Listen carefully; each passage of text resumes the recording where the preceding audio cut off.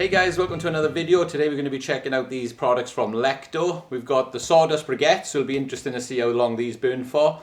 We've also got their natural fire lighters and their kiln-dried kindling as well. So it'll be interesting to use all these products, get a fire going and see how long these Sawdust Briquettes burn for. Big shout out to Lecto who's sponsoring this video today. They've sent us a range of their products to try out. I'll put their website in the description below if you want to go and check that out. They do quite a big range of stuff, so it's definitely worth a look. First things first, the packing is fantastic. Look at these boxes that they come in. They're really nicely presented.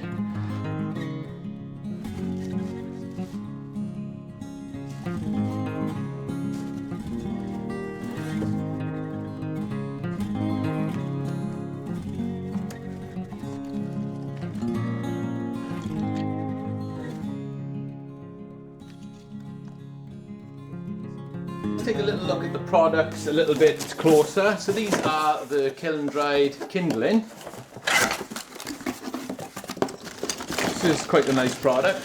Really like this. And we all love a bit of kindling, don't we? So that's good stuff. I'm sure that will burn really, really well.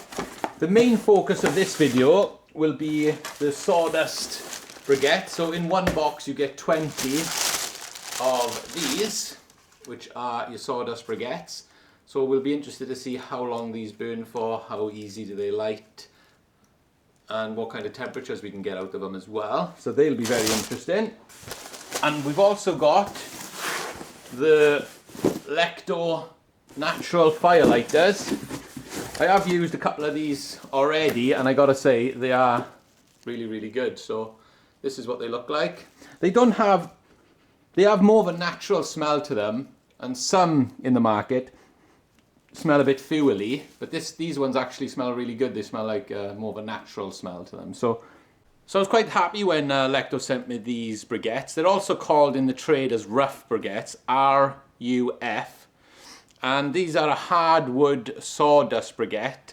So they should burn for a while in theory, because hardwood generally burns for longer than softwood. So the fact it's a hardwood sawdust briquette, it should burn for a good while, but we're going to burn 2 or 3 in this video.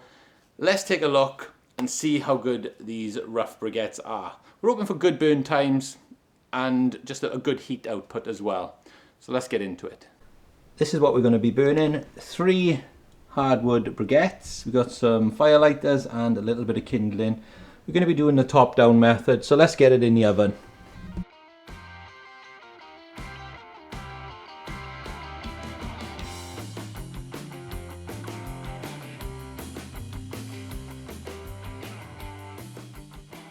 This is how I've set it up. 3 on the bottom, plenty of air gaps around everything. I've got 3 fire lighters in there.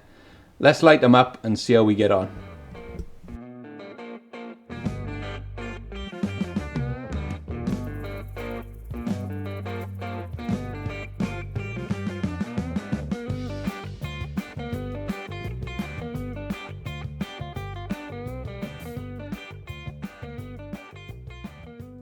So a couple of minutes into the test, all the kindlings caught fire really well. The top of the briquettes have started to catch as well. So we're just going to close the door there now, leave it open ever so slightly. We've got the bottom vent fully open, top vent fully open as well. The quality of the product seems to hand very good. So it'll be interesting to see what kind of heat we can get out of these briquettes and how long does 3 briquettes last. As I say, this particular stove is quite a big stove. I could probably put in there, no joke, I could probably put in 20 briquettes, but then you would have a nuclear explosion on your hands. So we won't be doing that. I like to feed them in slowly, maybe 1 briquette at a time, 2 briquettes at a time. Depends on the time of year and what you want to achieve. Like if you're cooking on it, you want to put a load in just to get them really warm. But we'll see how these do now. And as you can see, it's going pretty well so far.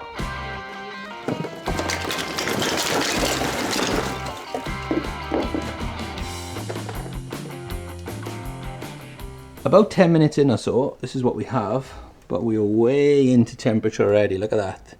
We're nearly up to the 600, so we really got to shut it down a bit now, so let's get that done. So you'll find what happens is when you burn in these briquettes, really, you need to really keep an eye out for the first half an hour or so. And as soon as it gets up to your temperature you want, like we want to run around about 400-ish, Then we want to shut it down a bit. So as you've seen, it's going all the way up to 600. So it's kicking out some crazy heat already. And you can see the flames in there now calming down pretty much straight away. And obviously every stove is slightly different in the way that it's set. Like this is a multi-fuel stove, so the way that we set things up is slightly different to just a wood-only burning stove, for example. So you have to know what works for you. And that's when experimenting comes into it as well, is, you know, sometimes you want to burn it really hot, sometimes you don't. But obviously you've got to get it going first, then calm it down. So that's what I do. I turned the bottom vent fully off here. The top vent now is about 50% or so. And we've been 10 or 50 minutes in. So you just got to be on it straight away for the first 10 or 50 minutes, as I say. Set it up correctly, and then you can pretty much leave it. Most fuels, most heat logs and things like that, once you set them up right, you can come back in 2 or 3 hours and it'll still have a hot stove on your hands. So that's why I really like briquettes and heat logs and things like that, you know, because with the wood, you got to, every bit of wood is slightly different. With these things, they're all the same shape. They should all be about the same consistency, the same weight. So you get the consistency throughout the range, which is nice, you know. 30 minutes in, this is what it's looking like. Let me show you inside. I don't generally open them mid-flow like this, but this is what we're working with. One of them started to split there, but keeping the air gaps there will give you the best burn rate, I would say.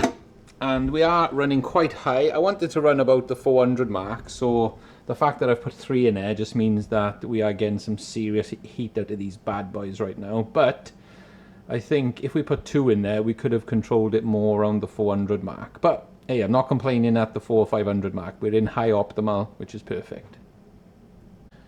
Here we are about an hour in or so, and it's been kicking out a really nice consistent heat for the last hour or so, which is really good. We can see some change there in the composite material of the actual blocks, but that's to be expected.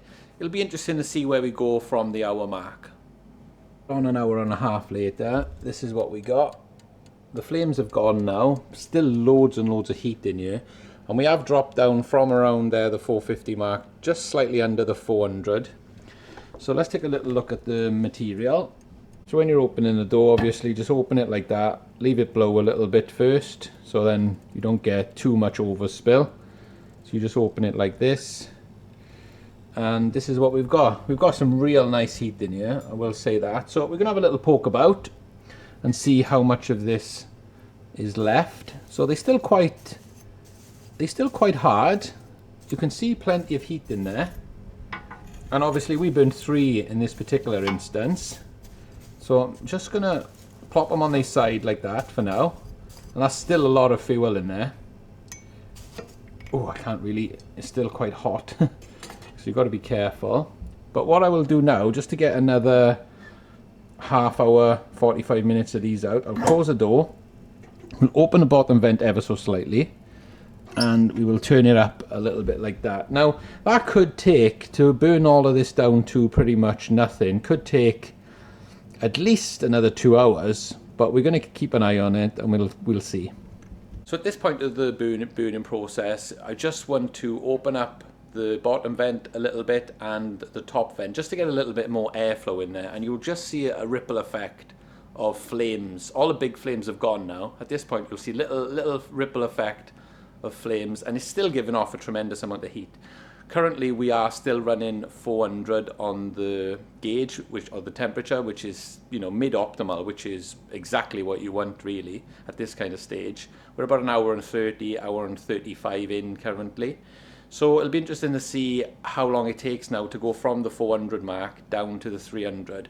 And I like to refuel around the 300 mark. So here we are at the 2 hour mark, and this is what we have left. So this is the perfect time now. The temperature's dropped down to around 300, 320. It's still kicking out some serious heat. If you left this now, it would probably give you good enough heat in the room for the next hour or so, I would say so, you know. It's not just going to go cold all of a sudden. The heat is still in there.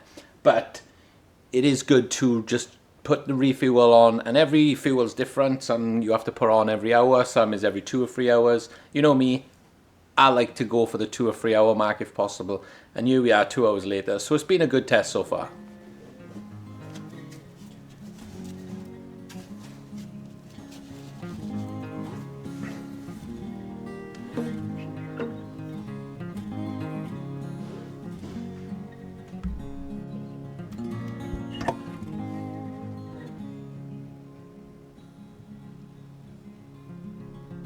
If you wanted to get a little bit longer out of these, then you just burn them at a slightly lower temperature. So I would generally put on maybe 1 or 2 briquettes at a time. I wouldn't bother putting on 3, 4 and 5s. You know, there's just no need really, because you're going to get enough heat out of 1, 2. Like I could get enough heat out of 1 of these probably, and I would just put 1 on at a time, and every hour and a half, 2 hours, just chucking another one on, and you're going to get twice as long out of a box of 20.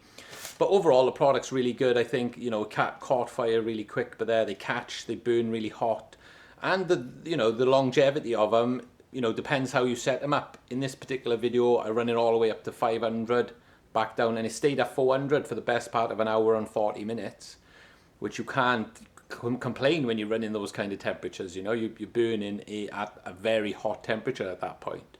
And as you can see, these two in here are kicking off already, so we've got another 2 hours of heat here. I'm going to run these ones a little bit lower, and we'll get probably the 2.5 hours out of these two now.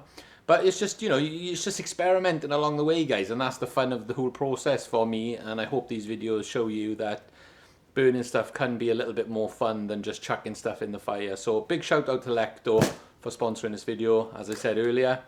And thanks for watching as always, and I will see you in the next one. You know the score, 2 videos a week, maybe 3, and I'll see you in the next one. Thanks for watching. Pa.